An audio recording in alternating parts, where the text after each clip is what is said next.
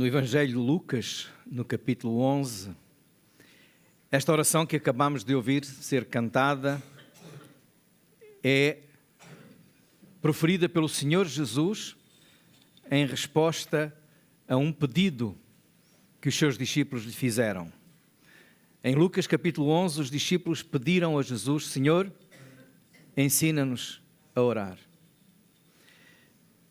E hoje nós vamos aprender a orar com Jesus. Frequentemente ouvimos irmãos dizer que não sabem orar. Talvez muitos daqueles que aqui estão, se eu agora pedisse, olha, vou pedir ao irmão ou à irmã, e dizia o seu nome, dirija-nos numa oração. Alguns já têm dito assim: pastor, não, eu não sei orar. Não é? Normalmente a razão ou as razões que levam as pessoas a dizerem que não sabem orar têm muito a ver com razões diferentes, não são as mesmas de uns para os outros. Mas muitas vezes as pessoas estão a querer dizer que não sabem como dirigir-se a Deus, ou então não sabem quais as palavras certas que devem usar, ou não sabem usar palavras bonitas, como o outro irmão, que usa aquelas palavras tão espirituais, não é? Às vezes é essa a preocupação. Alguns até acham, eu não sei fazer aquela mudança do tom de voz que alguns fazem quando oram, não é? Há pessoas que falam de uma maneira, mas depois quando falam com Deus fazem um tom de voz diferente. Então, muitas vezes são estas as preocupações, mas será que aprender a orar ou saber orar tem a ver com isso? Ou tem a ver com algo mais profundo? Eu não sei o que é que levou os discípulos a pedirem a Jesus para os ensinar a orar. Talvez o texto que nós vamos ler diz que eles fizeram esta pergunta depois de verem Jesus estar a orar. Jesus estava a orar. Talvez eles ficaram impressionados com a maneira como Jesus orava. A gente também quer orar assim, como Jesus. Talvez fosse isso, mas não sabemos. Então, o que sabemos é que, assim como para Jesus era muito natural a oração, porque ele tinha uma vida de oração, sendo próprio Deus, ele não deixava de falar com o Pai, permanentemente. Só no Evangelho de Lucas nós temos várias referências a Jesus em orar, principalmente naqueles momentos mais cruciais da sua vida, mas ele orava sempre. Jesus ora antes de iniciar o seu ministério, ora logo a seguir ao batismo, ora na tentação, ora no Getsemane. Então Jesus ora, vemos Jesus a orar. E é bom que nós possamos, tal como Jesus, aprender a orar também. Mas vamos ler o texto que temos aqui e vamos meditar um pouco nesse texto. Diz assim em Lucas 11, versículo 1 até ao versículo 13. Lucas 11, 1 a 13. E aconteceu que, estando ele a orar num certo lugar, quando acabou, disse-lhe um dos seus discípulos: Senhor, ensina-nos a orar, como também João ensinou os seus discípulos. E ele lhes disse: quando orardes, dizeis: Pai, santificado seja o teu nome, venha o teu reino, dá-nos cada dia o pão nosso, dá-nos a cada dia o nosso pão cotidiano, é assim que diz aqui a minha versão.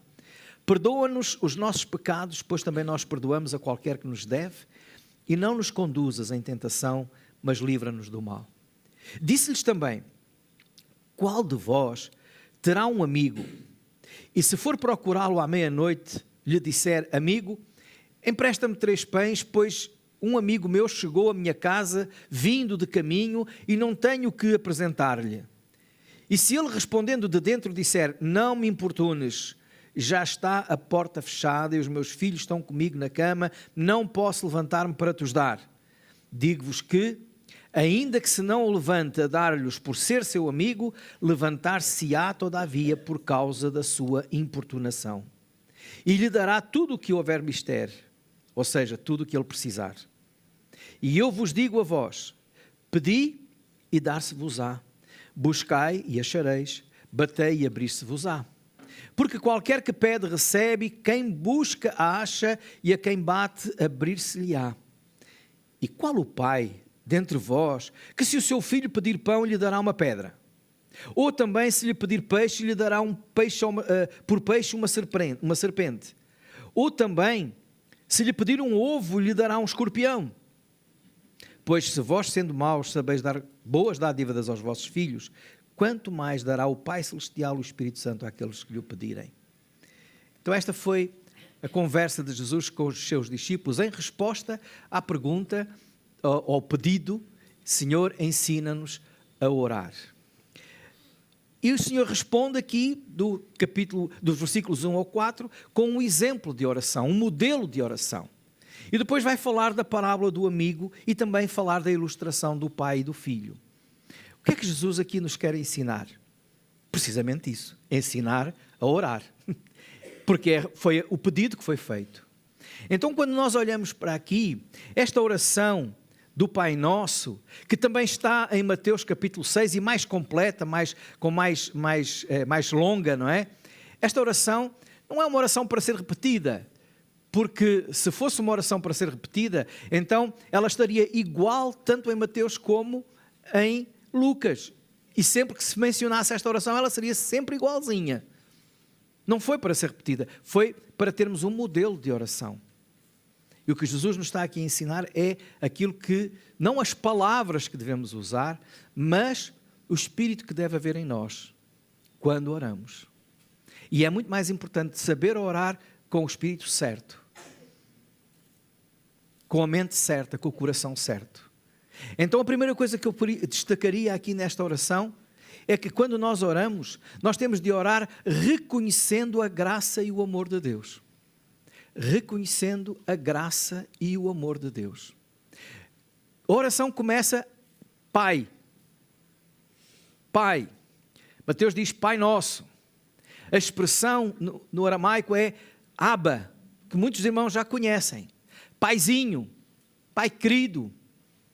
Então, isto nos diz que a oração é um momento de intimidade, de relacionamento íntimo entre nós e Deus. E quando nós oramos, nós temos que reconhecer que isso só é possível pela graça de Deus. Chamar Deus de Pai implica a existência de um relacionamento com Ele. Um relacionamento íntimo com Deus.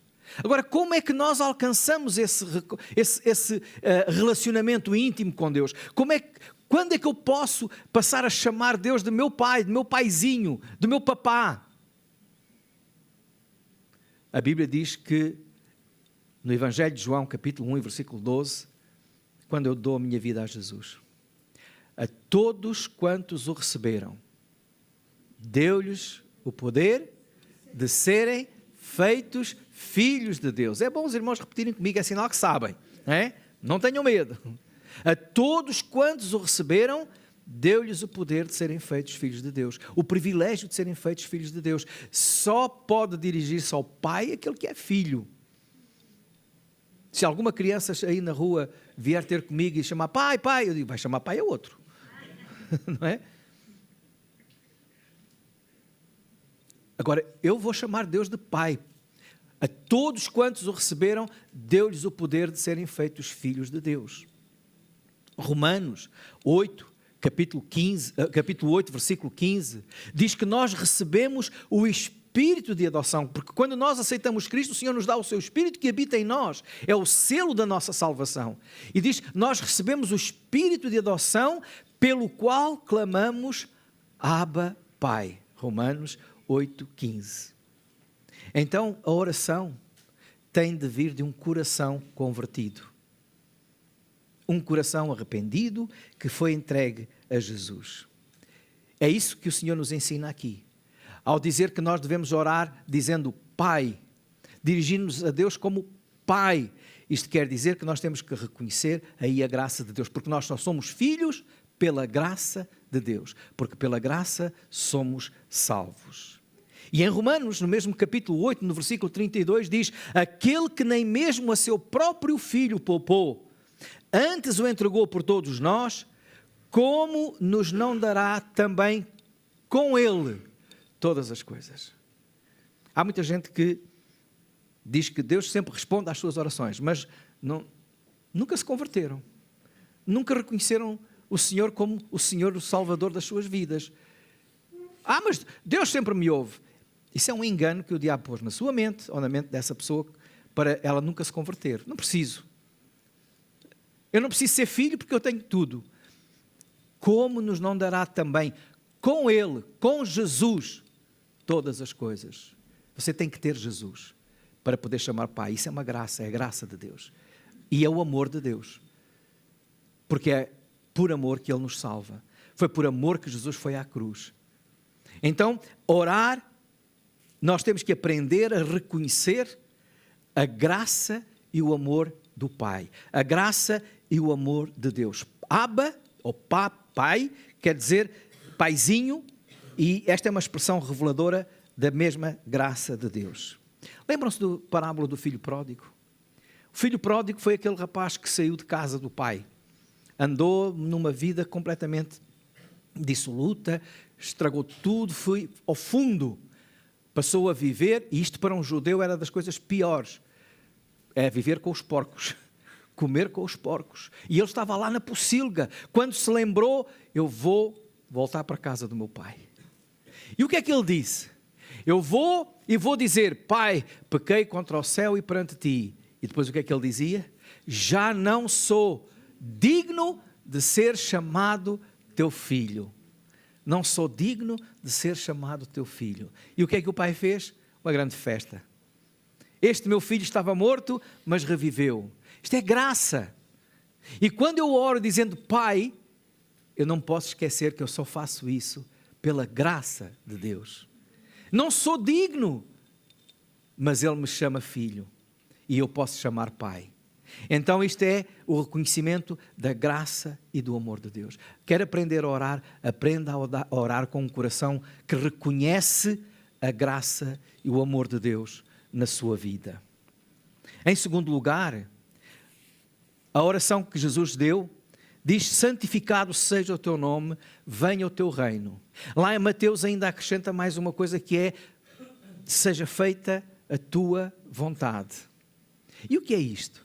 Isto quer dizer que, para além de reconhecermos a graça e o amor de Deus, quando oramos nós temos que orar reconhecendo a santidade e a soberania de Deus.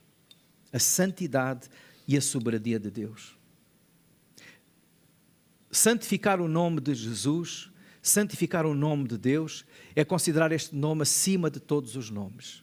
É o que está lá em Filipenses capítulo 2, nos versículos 9 e 10, quando diz que o Senhor honrou o Filho e lhe deu um nome que é sobre todo nome, para que ao nome de Jesus se dobre todo o joelho. Isto é reverência, é reconhecimento. Santificar o nome de Deus é colocar o nome de Deus à parte de todos os outros, acima de todos os outros. Esse é o sentido da palavra santificar. Não podemos confundir o nome de Deus com o nome de outra coisa qualquer, de outro Deus qualquer, de outra pessoa qualquer. Está num patamar completamente muito mais elevado e diferente. Por isso os judeus tinham um grande cuidado com o amor de Deus, porque eles tinham a lembrança dos 10 mandamentos e logo no início, lá em Êxodo 20, não usarás o nome do teu Deus em vão. Santifica o nome de Deus. Não use em vão. Então orar não deve ser um momento leviano, banal, corriqueiro, sem sentido. Muitas pessoas hoje querem falar com Deus como se Deus fosse um amigo porreiro. Isto em português. Em brasileiro seria um cara legal, não é? Mas Deus é muito mais do que isso. Ele não é um cara legal, Ele não é um amigo porreiro. Ele é o Pai. Santo, santo, santo. Ele é santo, Ele é Senhor, Ele é soberano. Ele é soberano. Ele é o rei desse reino espiritual, desse reino tão grande que nós agora pertencemos pela graça de Deus. Ele é o Senhor, Ele é o soberano. É Ele quem manda. Está acima de todos nós. Então santificar o nome de Deus é reconhecer que Ele está acima e é reconhecer que eu não devo dirigir-me a Ele sem reverência, sem humildade.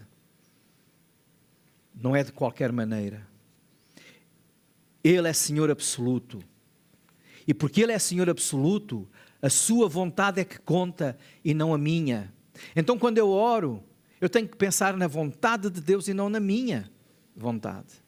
Há muitas pessoas que hoje ensinam e fazem, e muitos que já entrou na sua linguagem termos como eu declaro, eu determino, eu reivindico os meus direitos e outras coisas. Irmãos, isso é arrogância.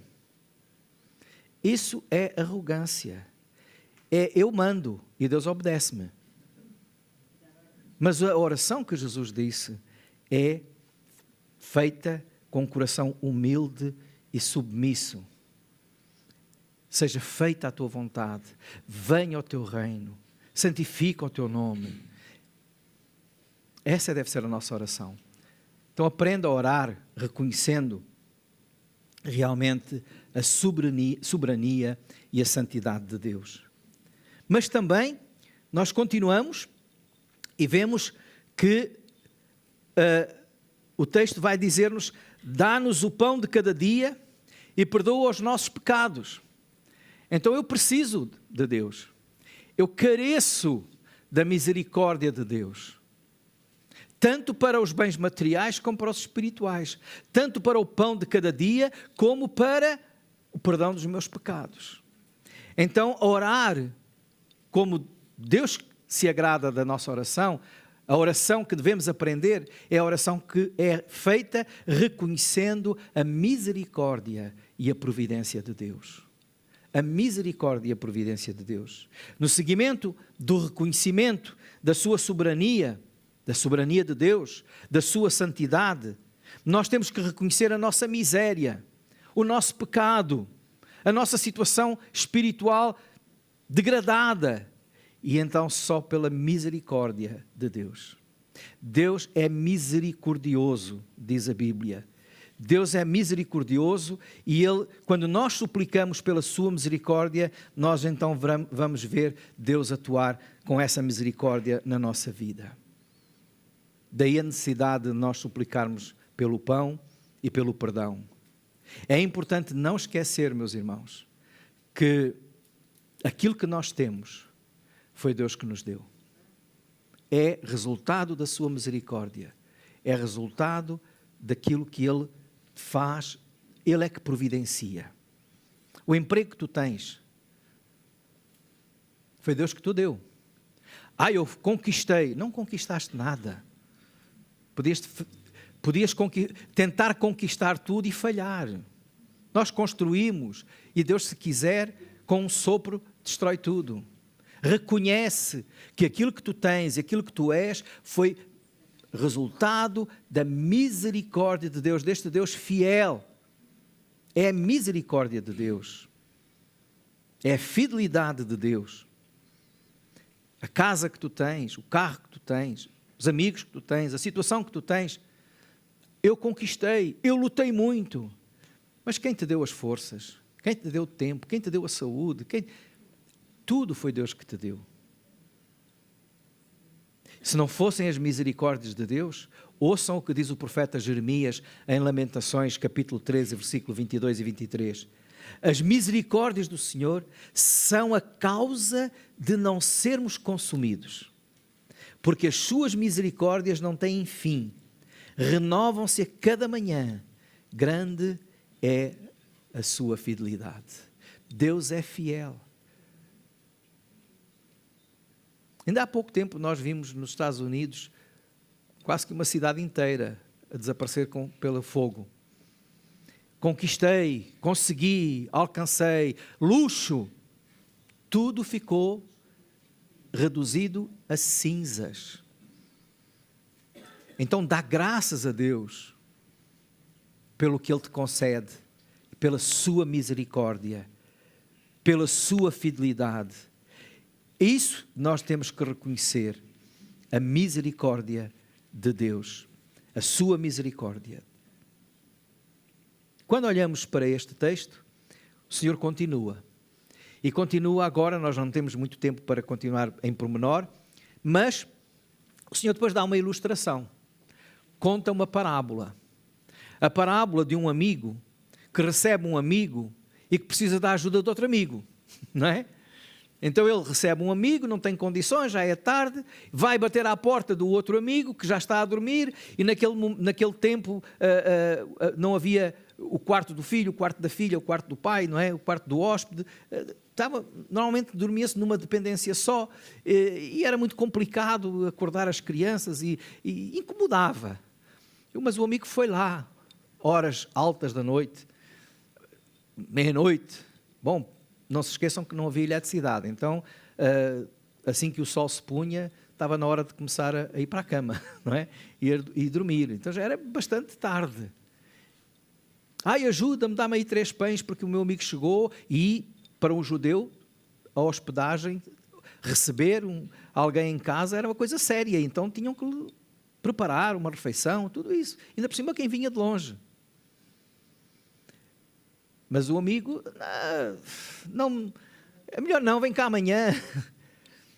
E depois a parábola diz que insiste. Agora, esta parábola não é para comparar Deus com aquele amigo que não queria acordar. Deus está sempre acordado. Porque diz a Bíblia que ele nem sequer tosqueneja, não é? Ou seja, nem pestaneja. Não é? Então, isso quer dizer que o Senhor não é como Ele. Está pronto a atender-nos. Mas o que é que fala esta passagem aqui? É que se queres aprender a orar, tens que aprender a ser perseverante. A oração tem que ser uma oração com perseverança e fé. Perseverança e fé.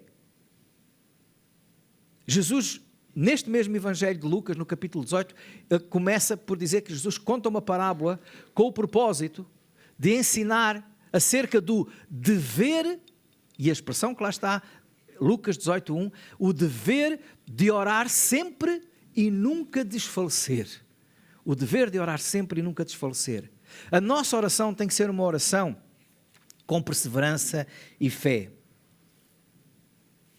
Perseverança, porque quanto mais tempo nós tivermos na presença de Deus, mais intimidade nós temos com Ele.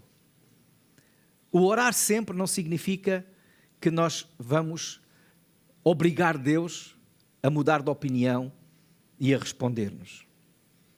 Deus, o Pai de amor, não pode ser comparado com aquele vizinho que não era nada amoroso, que não queria ser incomodado, ou com o juiz iníquo do capítulo 18.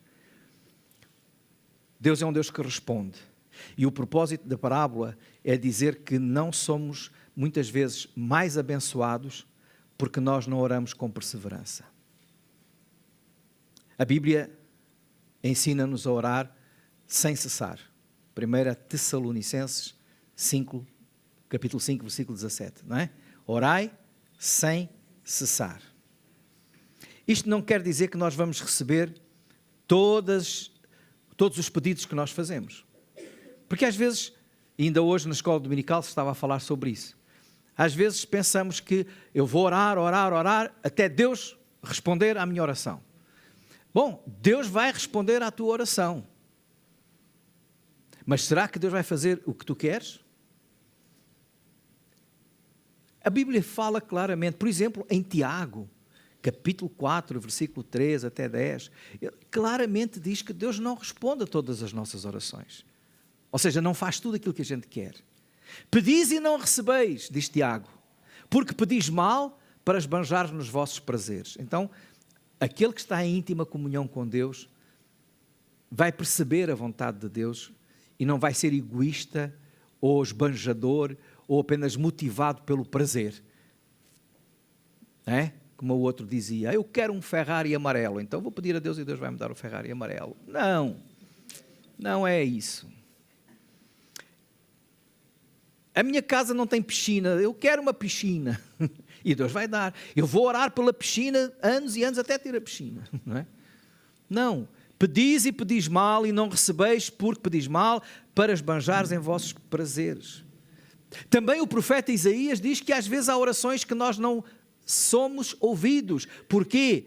Eis que a mão, diz Isaías 59, versículo 1 e 2, eis que a mão do Senhor não está encolhida para que não possa salvar, nem surdo o seu ouvido para não poder ouvir, mas As vossas iniquidades fazem separação entre vós e o vosso Deus, e os vossos pecados encobrem o seu rosto de vós, para que vos não ouça. Ou seja, eu vivo a minha vida no pecado, como eu quero, mas depois venho aos pés do Senhor. Oh, Senhor, abençoa-me e faz. Se recebe e anda em pecado, veja lá se é Deus que está a dar ou se é o diabo que está a enganá-lo. Próprio Jó, no livro de Jó, diz, ali clamam, Jó 35, versículo 12, ali clamam, mas Deus não responde por causa da soberba e da arrogância deles. Há pessoas que pedem com arrogância, não é? Uma coisa é, podes-me dar um copo de água, se faz favor? Outra é, podes-me dar um copo de água? Nós, muitas vezes nas nossas orações, quase como que estamos a querer exigir de Deus. E Deus diz que não responde. Porque Ele olha para o coração.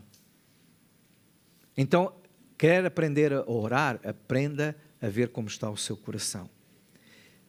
Sabendo que Deus sabe o que nós precisamos. Jesus diz isso em Mateus capítulo 6. Ele sabe o que nós precisamos antes mesmo de nós pedirmos. Deus, o Pai de amor, Ele responde às nossas orações. Mas isso não quer dizer que vamos receber tudo aquilo que a gente quer. O que nós aprendemos aqui neste texto, dos versículos 3, do versículo 5 ao 13, é que nós não devemos parar de orar, devemos ser perseverantes, que Deus responde, que a resposta de Deus é boa, melhor do que nós pensamos, mas também que o melhor que nós podemos receber de Deus é a sua presença em nós, a presença do seu Espírito. Por isso é que o Senhor diz, buscai primeiro o reino de Deus, a sua justiça, e todas as outras coisas vos serão acrescentadas. Meus irmãos, estamos aqui a aprender com Jesus. Vamos aprender a orar com Jesus. Aprender a orar com Jesus é seguir aquilo que Ele nos aqui diz. É orar seguindo o exemplo do próprio Senhor Jesus, que tinha intimidade com o Pai. Intimidade com o Pai, reconhecendo a sua graça e o seu amor. Reverência e submissão. Devemos orar com reverência e submissão, reconhecendo a sua santidade e a sua soberania. Devemos orar numa inteira dependência e entrega ao Senhor, reconhecendo a sua misericórdia e a sua providência na nossa vida. Devemos orar com perseverança e com fé, reconhecendo que Ele é fiel e nunca deixa o seu filho sem resposta. Mas a resposta é a sua vontade. E como vimos na Escola Bíblica Dominical, no tempo oportuno, no tempo dele. E essa sua vontade, como diz a Bíblia, é boa, é agradável e é perfeita. Então, vamos orar como aprendemos e como a sua palavra nos ensina. Amém.